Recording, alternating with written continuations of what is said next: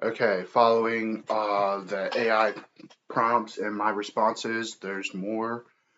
Following is another prompt from AI and the author's response. To what extent should the government balance individual freedoms with the need to maintain national security? Discuss the political, ethical, and constitutional implications of government surveillance programs in your response. The extent to which the government balances individual freedoms with the coexisting need to maintain national security depends on the form of government and the officials occupying those institutions, as well as the voters that put them in office. However, on a darker note, government surveillance programs hampering individuals' freedoms around the world, as well as strong national security measures in general, have deepened a sense of dread amongst political elites and voters together. It is larger than ever and not constrained to observable boundaries or political ones. Giant recording infrastructure is fueling data centers in both the private and public sectors, and government institutions are not immune to this. In contrast, individual freedoms are liberalized and allowed to expand because they have access to information, resources, communication avenues, and quick cooperation as a result of the technology that necessitates strong national security measures.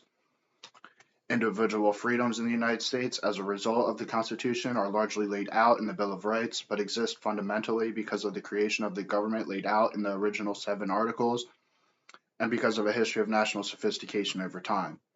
The Supreme Court's purpose is to maintain that legislation does not violate constitutional laws, and the Constitution was purposed to protect individual freedoms, starting with the preamble.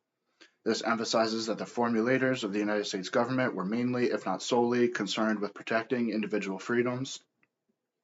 To the dismay of the founders, the United States is not the only nation to have influenced the world into a state of surveillance and observance. All nations surrounding the United States have a history that has led to this phenomenon. By mentioning previously that information gathering on extraordinary levels was not limited to traditional boundaries, it was inferred that the state of requiring national security is based on the need to adapt internationally to the present and future. An example of this is the deployment of the National Guard and the expansion of executive powers continuing in the United States, and the concurrent shift toward empowered governments that can be viewed around the world. Since the turn of the century, both Asia and Europe have vastly expanded surveillance operations in the various countries, and private organizations like Amazon, Google, and Meta gather vast amounts of information every second. These protections, as the American government would call them, and the availability of the new ease of life features, as private corporations would describe them, both enhance and threaten national security, with one perspective being to the detriment of individual liberties and another as protecting them. So, how do we balance this political, ethical, and constitutional progression of influences, seeing how legislation will have to evolve to keep pace with ever changing technology?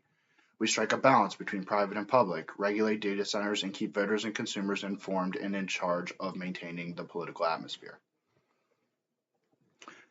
Okay, so I asked the AI, will you please give me 3 writing prompts that are general questions about how an individual might feel about specific political issues? The AI said, absolutely. Here are 3 general writing prompts that ask individuals to reflect on how their feelings about specific political issues. To reflect on their feelings about specific political issues. 1, how do you feel about the role of government in providing healthcare? Should healthcare be considered a basic right, or is it primarily an individual responsibility? 2, what are your thoughts on how immigration policies should be handled in the United States? How do these policies align with your views on national security, economic opportunity, and human rights? And how do you personally feel about climate change legislation? What kinds of actions, if any, do you believe the government should take to address environmental concerns? It said, please let me know if you'd like these tailored to a specific age group or political context. I didn't respond. Okay, so first, healthcare in the 21st century is, without a doubt, a basic human right. There is no reason in any reality at this point in time where an individual should die because of a lack of financial support. Therefore, it is a substantial duty of the government to play at least a minimal role in providing healthcare. In the United States, privatized healthcare is the standard, and healthcare costs are higher than almost anywhere in the world. This may or may not stem from a notion that healthcare is an individual responsibility and that health insurance is not required. However, this is speculation. The benefit of supporting privatized healthcare with no government subsidization is that it allows for higher salaries for doctors and provides an attraction for expertise and the best specialized care. This trade-off, though, of providing no care to impoverished individuals so that the healthcare industry can be the complex that it is today is not moral. But regardless of intrinsic values, there is no financial benefit to the United States government to keep healthcare privatized.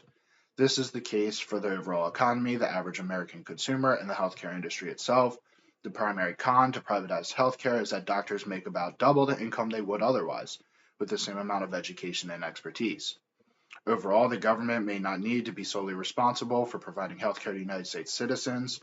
It should be up to the states themselves to decide how much privatization should be involved in providing healthcare.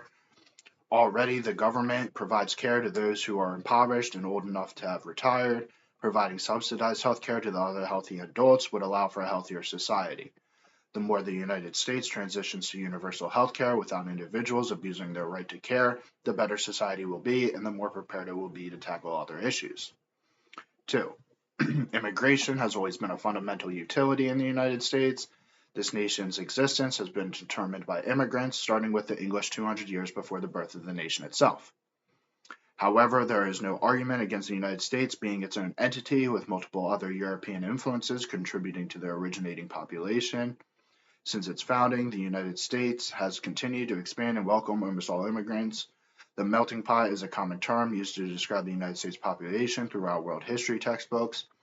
How immigration policy should be handled currently as it relates to national security, economic opportunity, and human rights is another scenario entirely. Since the Mexican originating population has increased incredibly over the past 10 years, in 2010, Hispanics may have comprised about 14% of the population, and they now comprise about 20% of the population, and approximately half are likely living in the United States without documentation.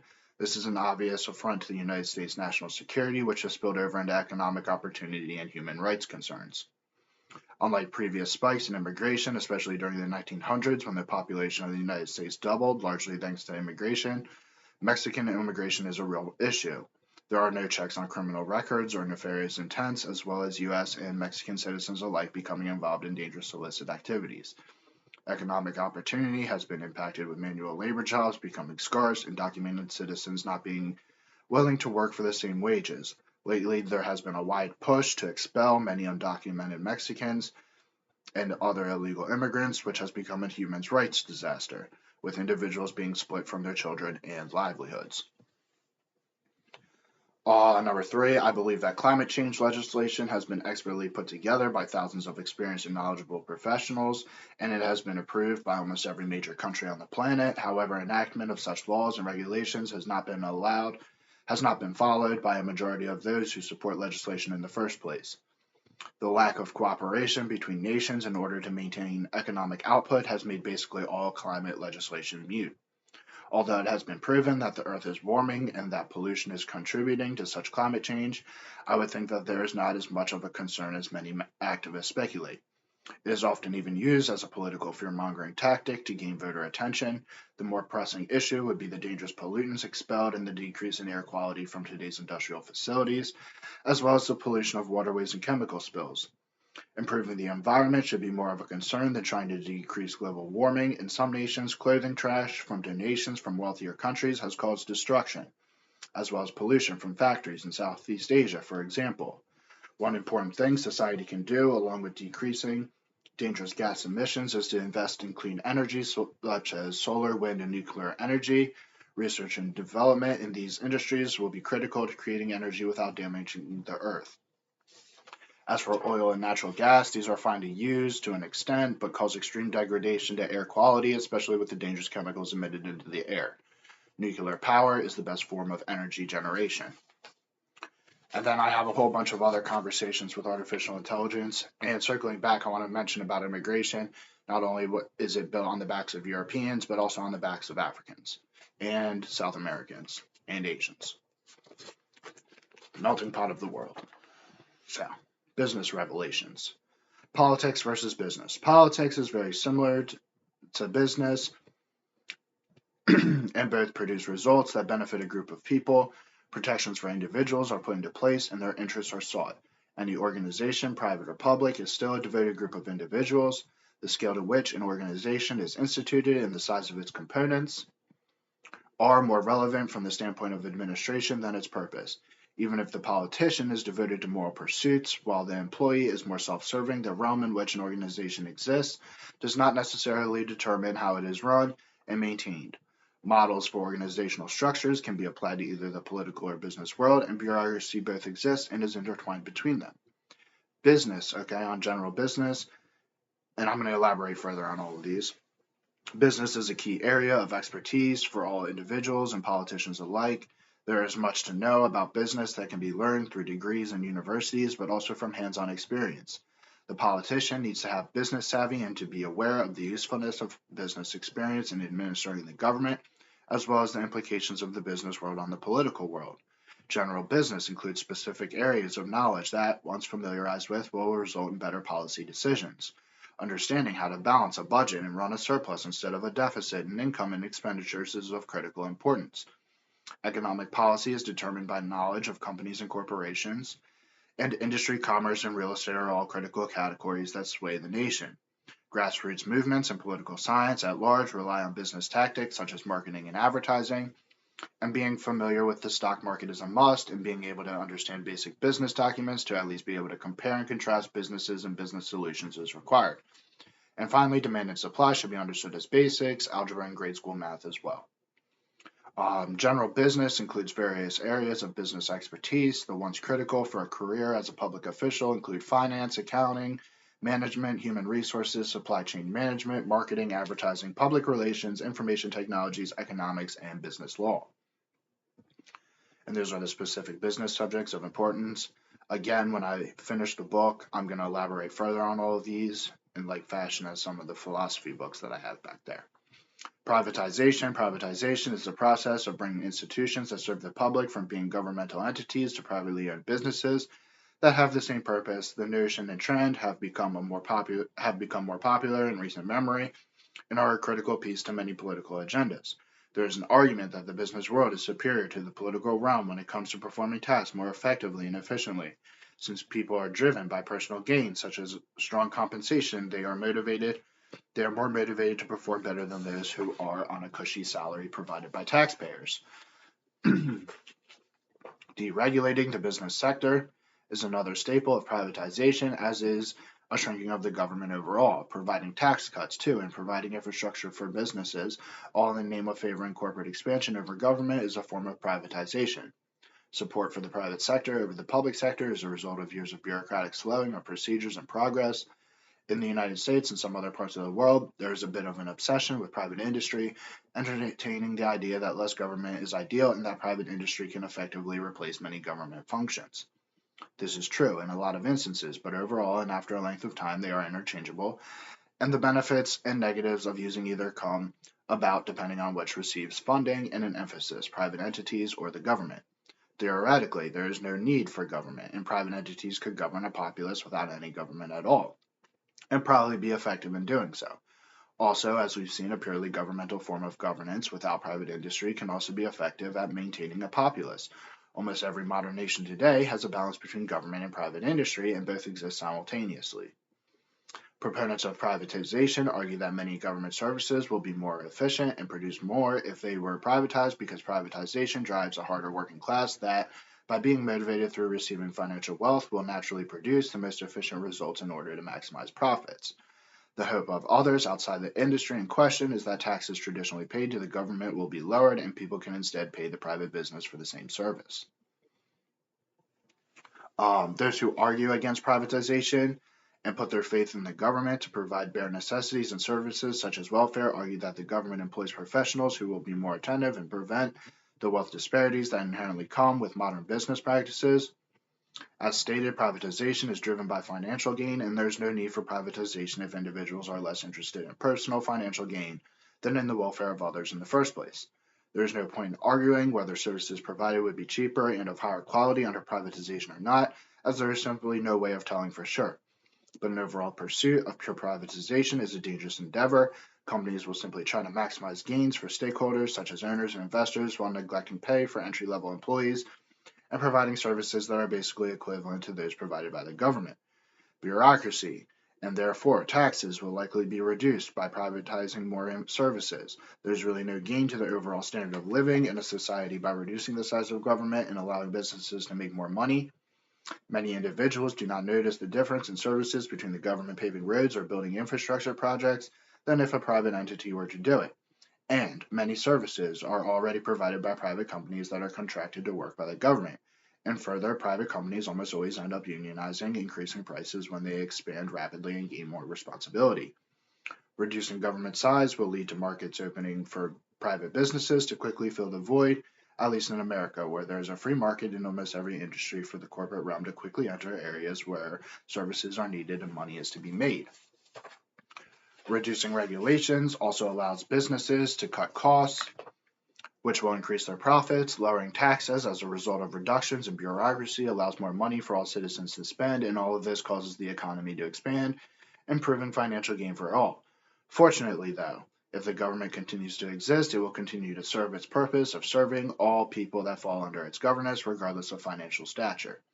Under the idea of working in one's own self-interest, overall businesses doing the same, it is theorized that privatization will benefit the general population more than any public entity could, simply because of the idea that the pursuit of financial gain triumphs any goodwill intentions that may exist in the government providing for citizens. Governments are created to organize and maintain a population. Private entities are created to make money and for the owner's financial gain. Both are good at providing services, and both must exist simultaneously. On macroeconomics is of importance to the modern politician as it explains how to fulfill the needs of the economy and how to work the economy so it grows and remains stable. Macroeconomics is the broader view of economics that deals with intra and international trade policies. It explains gross domestic and national product. It explains the worth of a basket of goods, and it shows how exchange rates can topple governments. It explains how inflation happens and the difference between recessions and depressions and how they can be predicted in a standard growing economy. Tax codes and savings and investments, as well as observance of specific sectors of the economy, are all part of the greater economy, as are interest rates and treasury bonds. Government holdings versus private holdings and all the legal systems governing domestic and foreign business practices hold sway over macroeconomics and the basics of supply, demand, job creation, competition, intellectual property, technology grants, etc., and everything else mentioned are things that the politician must be cognizant of and familiar with.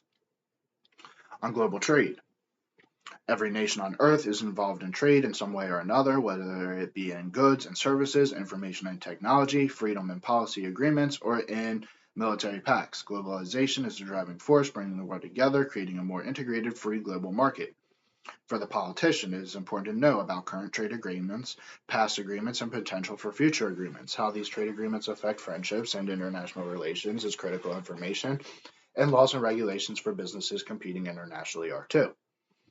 The pros and cons of globalization, as it is contrasted with isolationist policies, need to be understood by governing officials, and long-term economic policy depends on such.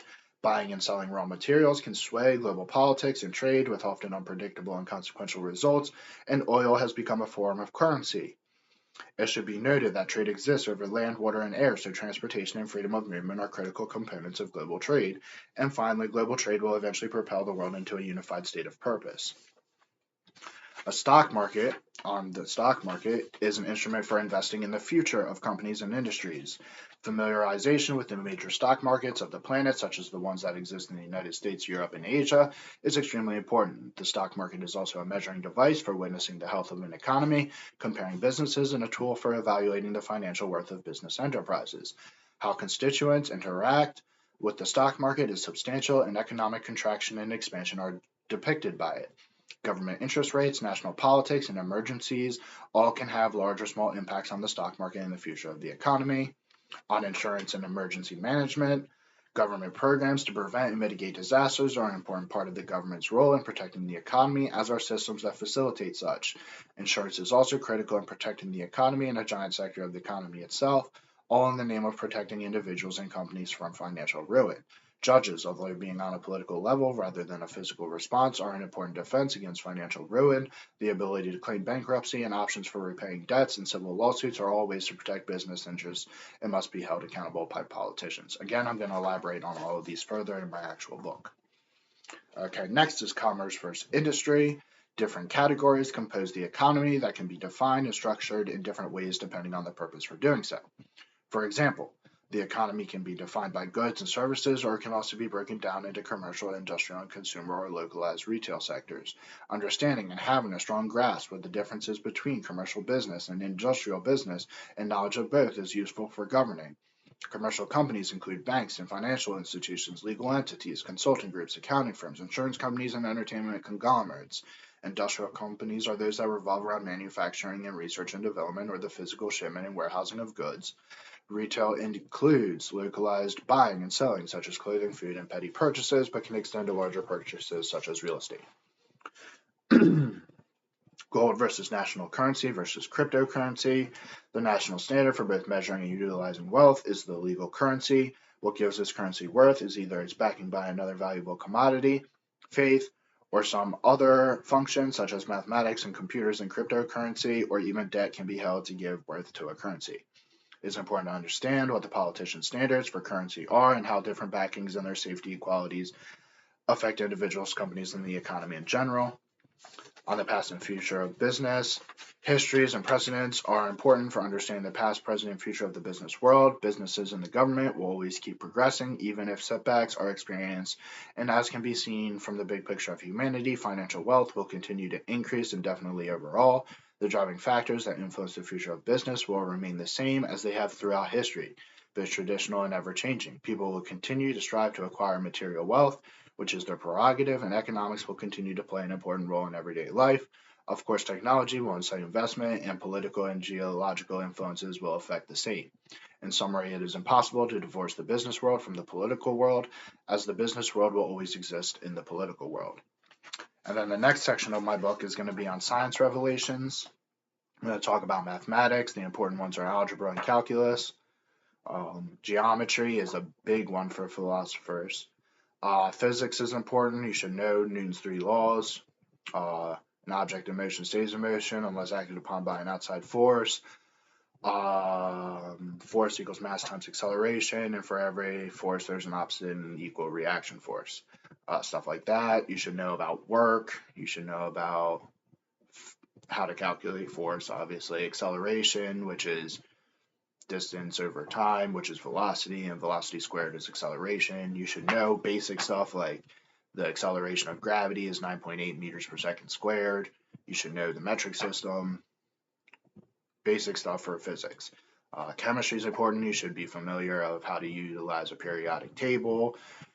You should understand basic physics and chemistry intertwine and how the electrons move about and they're in a cloud. And you should understand valence electrons, but you should understand how you can study electrons through physics.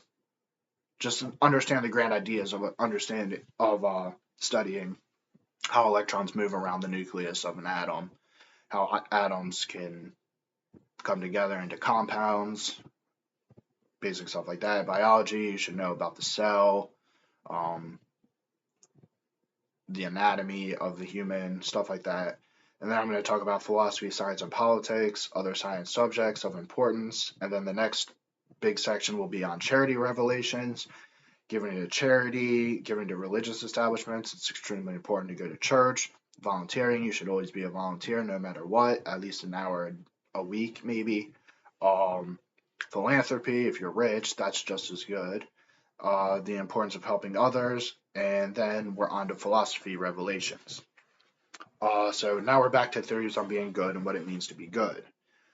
Finding and deciphering the meaning of all that is good, where good qualities come from, and how we define the constructs that compose the essence of what is good is all part of the theory of good. The theory of good is the seeking of justice, righteousness, liberty, freedom, happiness, and an overall appreciation for the triumph over perceived evil and hardship. It is the primary principle of all philosophical pursuits and the purpose for almost every aspect of society, social interaction, and individual behavior. A moral compass is provided with goodness being the defining direction, all decisions either leading or straying from what is right. Excuse me. There are both scientific and religious explanations and arguments for seeking right from wrong and relating what is right to what is good. Good versus bad, or right versus wrong, is a simple guide to a complex problem. One can begin to explain what being good looks like and the activities associated with doing so, but by defining what a social construct is, which is simply an artificial description of the form of something being expressed through and altered by understandings of strings of meanings, such as through language. Meaning an apple is an apple, of course, but it is also all the attributes, ambiance, history, and experiences associated with that apple or apples in general. Thus, one path for uncovering and providing truth surrounding the pursuit of goodness and knowledge thereof comes from defining certain qualities corresponding to good, such as justice or righteousness. These can be further broken down into all the intricacies of understanding these lower descriptors, for example, breaking down justice and righteousness further. It can be seen that justice, righteousness, liberty, and freedom, again, that's justice, righteousness, liberty, and freedom, are similar, but all individuals have varied definitions for each. Proving each has a unique social construction, which, when combined and applied, makes a social construct of what is good. This exists in tandem with the primary argument of good versus evil, but is extended to a third-dimensional view rather than being limited to the dual choice of right or wrong. Justice is the distribution of fairness in the pursuit of reasonable equality, as defined by an authority. The definition of righteousness, and this is on justice and righteousness, the definition of righteousness is based on its alignment and closeness to optimal satisfaction amongst parties affected by the justice as set out by the authority. Meaning justice is only good if it is righteous, and doctrines, covenants, or behaviors increase in righteousness when seeking the most amount of justice.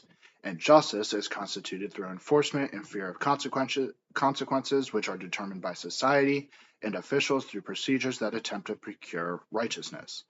This means that justice and righteousness can be used interchangeably in most contexts, but are also distinct qualities working as a force for good, where righteousness exists the most prominently on the journey to implementing justice. Fairness and equality and the protection of those things are aspects inherent in a just and righteous society. In this form of defining what is just and righteous, where the two are used as adjectives rather than actions to be undertaken, they are placed to describe things that are of a good nature only. In a society where justice and what is right are to be sought, only the things sought are just and right because the society has determined such simply by it being just and right society. Justice and righteousness are then defined as what is good and enforceable by society to promote order and social compliance.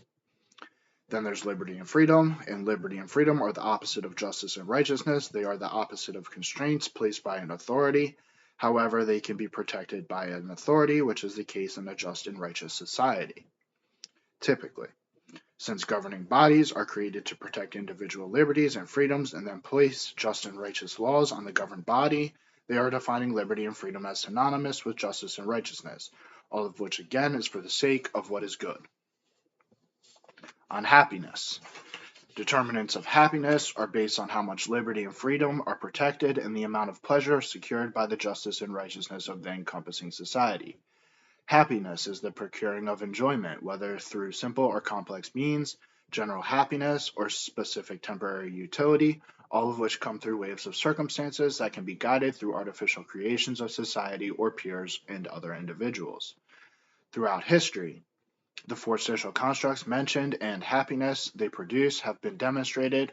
All societies and government have strived to achieve the most amount of good and the least amount of evil, pain, and wrongdoing. This is either for the sake of leadership or for the sake of the governed, or both. Determining the righteousness of the justice that protects the freedom of individuals or leaders to perform actionable liberties. Justice, righteousness, liberty, and freedom create societally agreed happiness, which alone can be used as the definition for the moral compass seeking a morality of good. Okay, all of this, using social constructs, definitions, and ambiguities of essences of what makes government and society good, is in opposition to religion. Religion is the other possible determinant of a moral compass pointing to what is good. In this explanation, it is the creation of society that makes a machine of political thought over time to address the seeking of the truth about what is good. But to truly find the truth about what is good, one must delve into the cooperation between established religious doctrine, laws, and codes, and the social experiment of humanity. Divine revelations and prophesying can sway morals and give a simplistic outline for life that deprives many from fulfilling their thirst for understanding. This does not mean religion should be neglected, but religion, if an inhibitor to fulfillment, should be relayed in a way or adapted in a way that does not insult the divine but allows for true, unadulterated moralities of good. Finding the correct solution to ethical questions is a quandary left to individual instances of decision making, but it is the creation of a proper good society that cultivates an atmosphere for these decisions to be made correctly in higher quantities and in more substantial circumstances, meaning a good society creates good individuals and citizens who make good decisions, foster actions and behaviors that are of a good nature. A final check with religious doctrine doubly establishes good behavior as determined good. Now, good versus evil has two options, which means it is more of an arrow with feathers for guidance and a head for a point. This arrow goes in one direction and does not sway. The way it is pointed determines the target hit. The arrow is easily shot by a sovereign authority or an indoctrinated and legal religious principle, but when left to the forces of ethical virtue, it is propelled by creations of society. A moral compass is then created by the space and time of a group of individuals or a singular individual, as good can be performed by one or many without a divine spiritual entity propelling it. Thus, evolutions in political and philosophical thought are constrained and allowed to flourish by the definitions of justice, righteousness, liberty, and freedom. A pursuit of happiness and its selfishness, and a pursuit of good and its selflessness are the irreligious machine that guides the path of humanity. But the complexity of combining and manipulating social constructs into an adapted constitution for governance from a moral standpoint and what is good is achieved, as can be understood, a final right or wrong path, regardless of whether there is one right path and many wrong paths or one wrong path and many right paths, lead to what is determined by society to be good. Determined by society to be good through their pursuit of what is good. Finally, the overall agreement that the world is better as it exists than is bad by any standard is proof of divinity that mirrors pursuits for good and that have similar definitions, applications, and relationships as those of the secular mortal realm. In summary, the determination of right from wrong or good from bad is based on a black and white mentality, which resembles the fact that there is always a right or wrong answer, regardless of how many right or wrong decisions or options there are. Additionally, there are complexities and nuances associated with all decisions in the pursuit of what is right or good, leading to the pronouncement that all things are good or bad, but also complex, or that the pursuit of good creates black and white moral thoughts with a gray area in between them. And then I'm going to write about philosophical interpretations from the past, philosophical interpretations from the current era, good versus evil in the past, good versus evil in the present, good versus evil in the future. And then, but before that, and before we get into the second great part of the book, here is Alex Green's summary of the ideas of three specific philosophers. Philosophy, like politics, is a subjective study that can be performed by any individual whatsoever. Philosophy is the inherent contextualization, conceptualization of complex metaphysical ideas carried out by the consciousness throughout the day and throughout an individual's lifetime, which they eventually deliver into theoretical substance. The golden age of philosophy was kicked off by the Greeks and has continued to this day. Strongholds of philosophy in Asia, Europe, and the Middle East have produced hundreds of genius philosophers. Today, any modern philosopher could be considered a genius philosopher. They have the technology, tools, and education to access any previous knowledge by all of humanity. So, on John Locke, Jean-Jacques Rousseau, and Adam Smith, these three philosophers are, without a question, genius thinkers who have furthered all facets of political philosophy. Regardless of current political thinking standards, they delivered works of writing that changed the perspective of millions for entire lifetimes. The following is a basic general summary. Okay, so according to the AI prompt, I used AI to, not to help write this, but I asked for the prompt, give me three philosophers and tell me what I should write about them. Not tell me what I should write about them, but give me three philosophers with a general summary, and I gave my interpretation of what they talk about. According to the AI prompt, John Locke is best known for his theory of personal identity. This argues that memory is more consequential to the human experience than the soul or body. He believes in empiricism, experience through the senses, and looks to natural rights such as life, liberty, and property to emphasize the relevance of a so-called social contract. The idea that memory is more important than the soul or body is interesting. There is no doubt that memory is almost or up to equal in importance as the soul or body. However, the experiences that compose memory are an important part, but only part of the soul, and therefore not as grand as the soul as a whole or even the consciousness. And the body is the only thing to experience memories, whether it is regarding the senses experienced or the notions of knowledge followed. So, regardless, the body, the soul, and the consciousness are more consequential than memory. Personal identity is a perception from one's first person view of their place in space and time, as well as a less consequential experiential and natural reality that encompasses all past learning.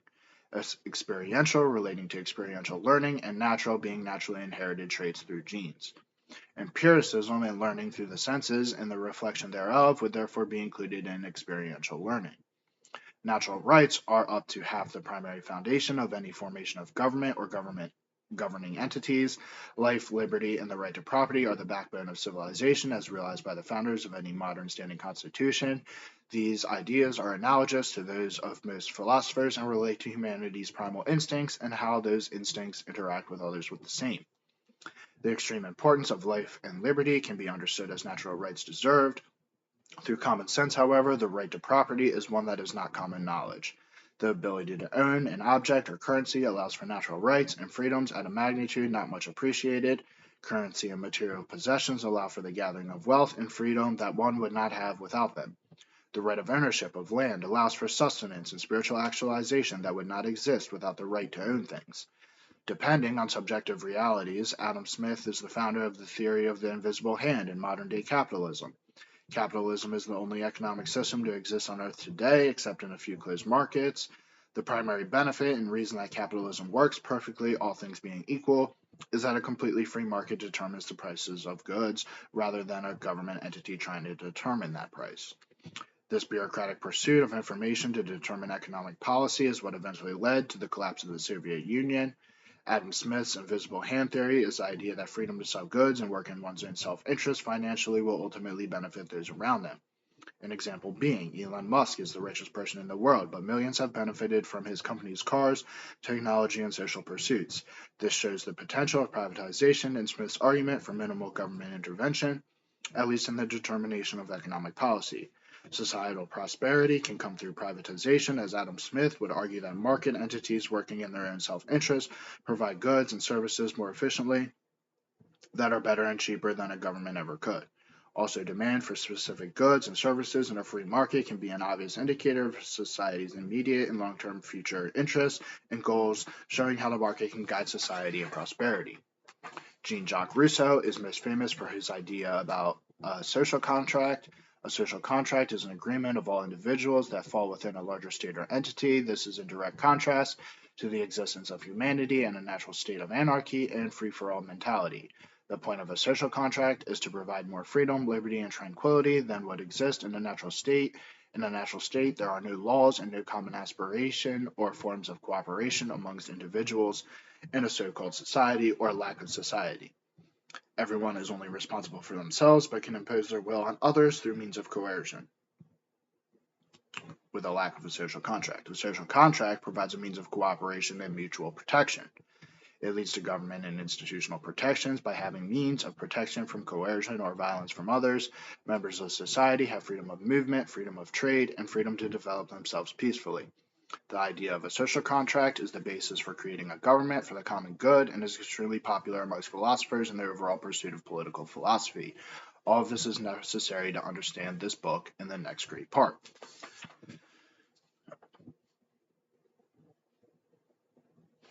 So the next great part is my interpretation of different various books and that relate to political philosophy. So we'll begin. The Alex Green Handbook, Part 2. And this is based on The Conscience of a Conservative by Barry Goldwater. Okay, and this we're going to go through. So far I have written conservative. I have a conservative book, a socialist book, the Communist Manifesto, and a liberal book, a book about liberalism. So, the predicament with conservatism lies in demonstrating the philosophy in ways that reconcile with the changing times. The United States is arguably a conservative country, and conservatives would argue that radical ideals from liberalism are just a disguise for truly socialist pursuits. They would argue that the prosperity of the individual is a matter of self-reliance in contrast to relying on the government, and the debate for the national budget to increase by vast amounts of lower quantities is a defining factor of what it means to be conservative. Further, liberty in the sense of the individual is best aligned with a more decentralized government where Congress should deliberate more vigorously on whether states should differ or further fall in line with federal policies. Conservatives are typically easily convinced that society is failing and understand that traditionalism holds the key to the recovery of the nation, feeling that the masses would agree and that it is impossible to demonstrate such without the existence of conservative principles being applied over time in ways that mesh with issues of the current era. The government would seem to be foregoing conservative ideals and ignoring the true needs and wants of the people of the United States. The conservative philosophy is rooted in the establishment that has nothing to do with the political landscape, but is rather rooted in truth about God and human nature. The solution to the problems of the nation does not revolve around the principles defining conservative versus liberal thinking, and as such, the conservative viewpoint cannot be placed on a timeline. But traditional wisdom is still always applicable, meaning using past solutions to modern problems is a pursuit that cannot be ignored. The quandary lies in how exactly to use these past solutions to solve problems, sometimes progressively complicated problems. Okay, so many times conservatives of today are obliged to apologize for their traditional instincts, and conservatism is not simply an economic approach or promotion for individual rights, but rather the opposition to socialism in the modern day. Opposite what many believe, socialism is actually the theory that would see humanity constrained to materialism as a means of stature rather than placing finances into a subordinate category to more common traditional values. The primary difference between liberalism and conservatism, in another regard, is how the human conscience is accounted for, where liberalism is also more concerned with materialism by not taking into account soul-defining features such as spirituality and religion. Liberals would see financial satisfaction as the inherent roots of human prosperity. This is contrary to common belief. The individual soul is the conservative's most precious commodity. To not differentiate and promote one's individuality and allow oneself to be subsumed by a non-identifying classification within the masses does damage to the soul and goes against human nature. Therefore, conservatives have come to realize that spirituality and finance are but a part of human nature that work in accord with political philosophy, but by no means are constrained by definitions set by political approaches. Political freedom is an illusion hidden by bickering over economic policy. The human state of being is both spiritual and financial, but not something that can be swayed by policy decisions, and every person, for their own good and the greater good of society, must be responsible for their own intrinsic development of values and opinions. Humans must make their own choices and cannot be extrinsically forced into believing in values pressed upon them by outside forces or society at large. So, conservatism considers individuals as neither a slave to others nor a sheep of the litter per se, but rather a divine entity whose consciousness is sacred and cannot be ignored. Conservatives have had to defend their views throughout history, regardless of what title the opposing party holds, whether in the form of democracy, socialism, capitalism, or communism, or some other form of political adherence, but always against the tide of tyranny and oppression of individual liberty. In the modern era, the conscience of the conservative is defined by individual freedom and the propensity for going against those who would try to manipulate the masses or in other ways sovereign themselves over other human beings. In understanding the nature of the individual, though, it would seem that the most suited political pursuits are those that distinguish the individual as unique and strive for policy that accentuates the maximum amount of freedom in the most radical sense, however, always protecting the individual from oppression by others. Conservatives also understand the idea behind the growth of political forces in that they are prone to overstep and exponentially grow in a manner that populist movements tend to do, and are obligated to temper with care the political powers that are trending or are otherwise time constrained. Everywhere on the planet, the scales have tipped to disfavor conservatism. Ever since the New Deal in the early to mid-1900s and the expansion of federalism, especially the primary means that started the ball rolling against individual freedoms as seen by the conservatives, there has been a propagation toward the welfare state. There is the underlying idea that if private individuals are incapable of performing their duties, the federal government must step in to do it for them. However, this is a paradox of sorts, for it is the federal government in this case deciding what the needs of the individual are. The Constitution is but a tool overall that limits the government in a binding contract, leading to questions revolving around why the framers would create a document intended to limit powers, and the conservatives would adhere to the idea that the Constitution does so. Conservatives believe their values obligate them to ensure the limited scope of the Constitution. There was a reason the framers saw fit to limit the federal government, and defending this cause is an obligation for citizens, even if they revere the Constitution in a casual manner. In history, it is the government that typically constrains the liberties of the individual, and the government is an instrument in the hands of a small few who would regulate the lives of others. Power always corrupts those in charge. High levels of power emanating from the states do not inherently restrict individual liberties, but can and do when government functions are not aligned with freedom. Internal state politics can prohibit and decrease interstate exchanges of information, solidarity, and movement in ways that interrupt the pursuits of mankind. Even though the Constitution is meant to protect these exchanges, when few people are in charge at the federal level, they permit laws inhibiting such. This is simply because the nature of holding power corrupts people, as stated, and this tendency to overbear on others allows for indifference toward individual freedoms. If states give way to the restraints placed on the federal government, they are moving toward an autocratic form of government run by despots. The Constitution is a system of checks against the tyranny of the federal government, which is why the federal government should not have the freedom to delegate power, and the delegation of power to the states as a result of the non-enumeration of powers in the Constitution should be valued highly. Okay. Also, the separation of powers among the branches must be kept in check by the states, which have a duty to check the system in their own right and to enforce amendment procedures in the case of overstepping by any of the branches. An important note to make here, and we're going to discuss it a lot in the third great part of my book on the Constitution, is that because powers not enumerated or given by the Constitution are assumed by the states or the people. So power is given to the states based upon a lack of power being given to the federal government.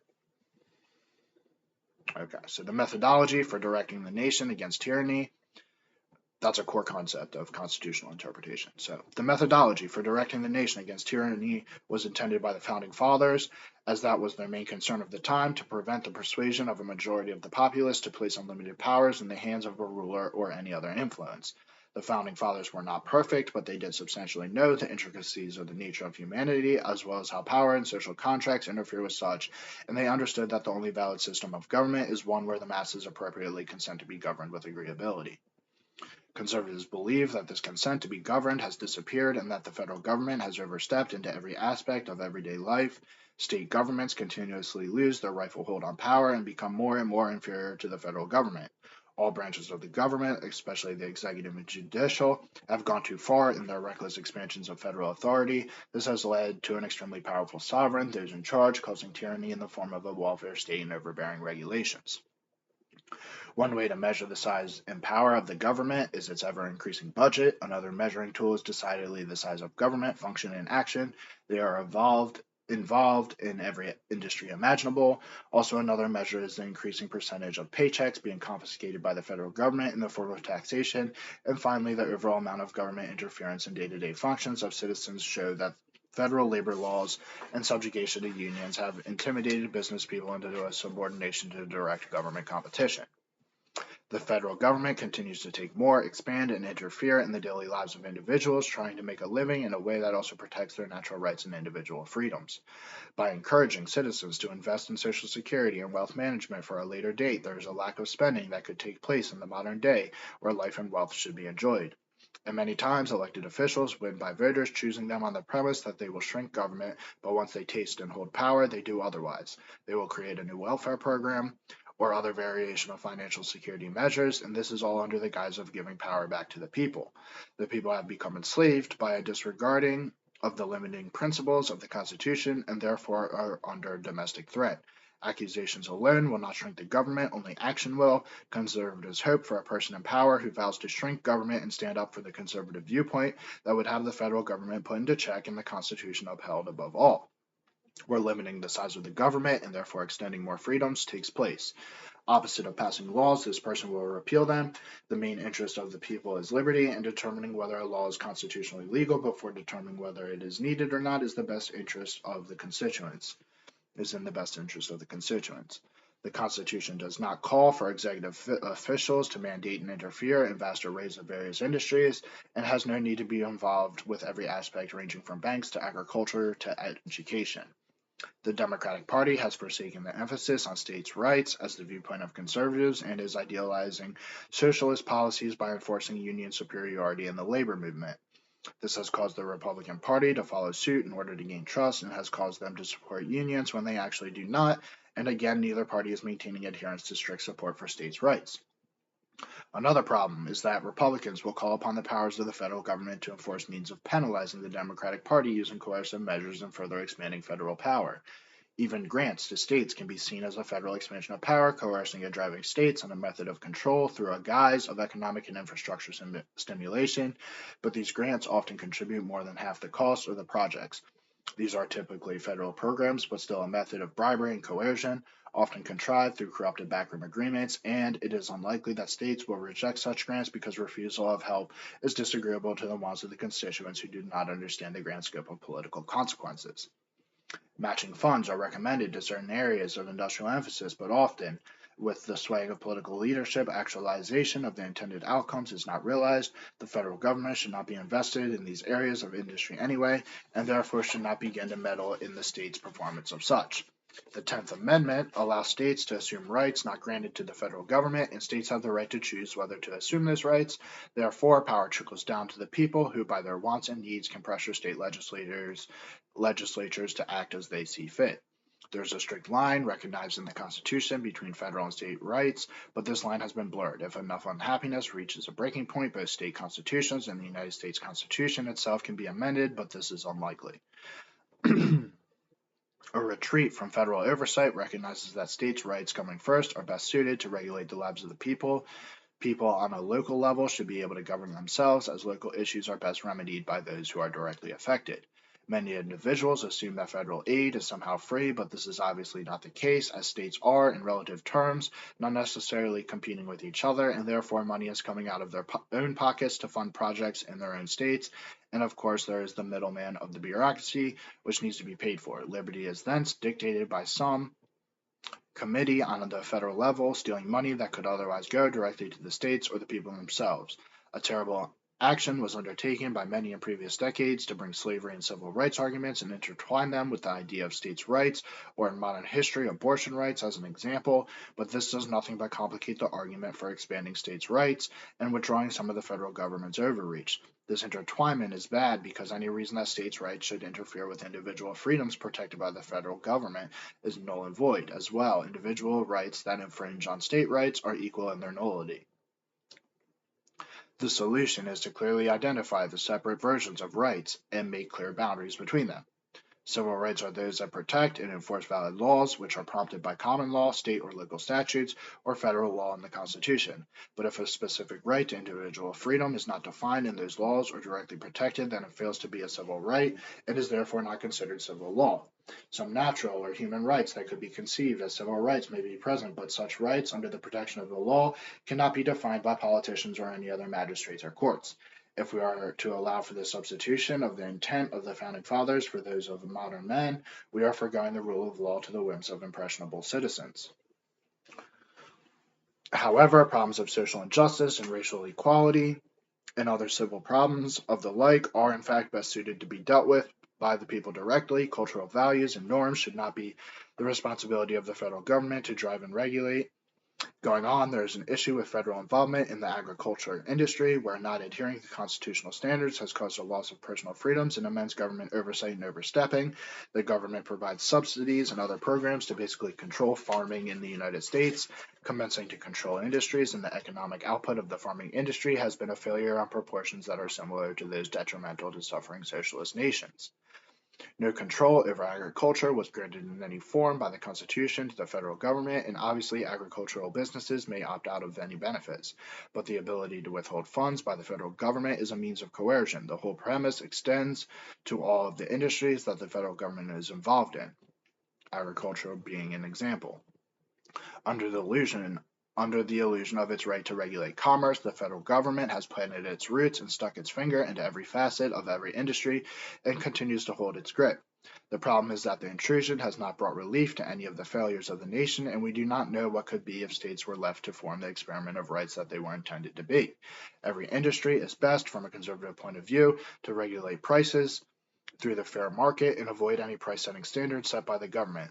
That is how the free market works best, by the free flow of natural supply and demand. And if the case be that not enough capital is flowing into an industry, it is the natural progression that these businesses switch industries, not become part of the great welfare apparatus. The country will continue to overpay for these goods, and inflation will continue to rise as long as subsidies and handouts are given to products that are not needed. The government is rewarding individuals and businesses for not producing what is needed or making the required changes requisite for a prosperous nation, in effect causing harm that expands to all areas of the economy. The problem is a lack of understanding of what is happening, and a lot of it stems from the agricultural industry, as mentioned. Conservatives, although largely assembled in the farming communities, would strive to see the farm subsidy program ended, but the solution lies in the shrinking and fixing of other economic sectors so that the problem can be addressed in the agricultural sector. And it has been a long-standing trend since the founding of the nation for people and companies to leave the farming industry. Farmers are familiar with unchecked government power and likely have invested interest in seeing the agriculture industry return to free market values. So this is all based on conservative thinking. It's a little antiquated, but I will update it even more. I've updated it some, but for example, he talks about agriculture and unions. I've updated that to all commercial endeavors and interest groups rather than unions.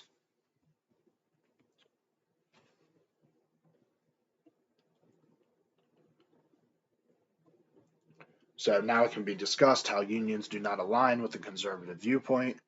Conservatives see corruption, politicization of the labor movement, and the economic and political power in like fashion of the federal government being held by a select few individuals heading the labor unions and the unions themselves.